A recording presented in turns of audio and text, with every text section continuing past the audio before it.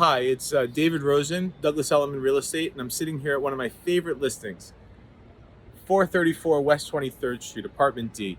This is one of the fabulous private outdoor spaces here. There's two of them, and I'm here to answer some of the questions I get all the time from clients, colleagues, friends. And the question I was going to answer today is New York real estate ever going to go up in value again? And you might say, well, what are you talking about? Doesn't all the real estate in New York go up in value? And the answer is no. Look at some of these famous people who have lost money on real estate.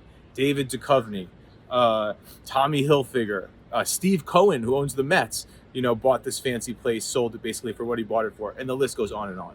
But in Brooklyn, the market has been going up a lot for the last 20 years, and there's a lot of factors. So here's my real hot take about why New York City real estate is poised to make huge gains over the next 3 years.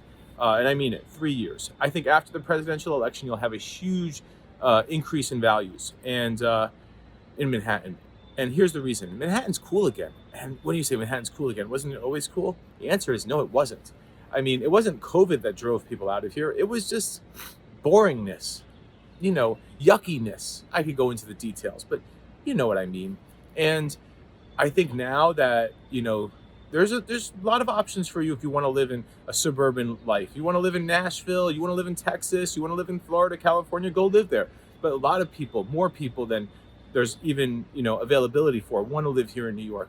And one thing that I think was a big game changer is marijuana.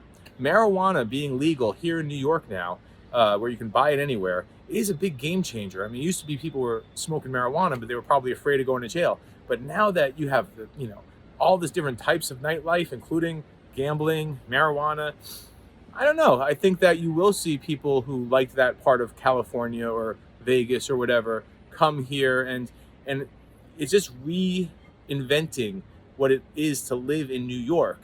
And I think with that, and with an aging boomer population and a bunch of other macroeconomic trends, and this is a seed. People are just going to want to live here, and it's going to be back.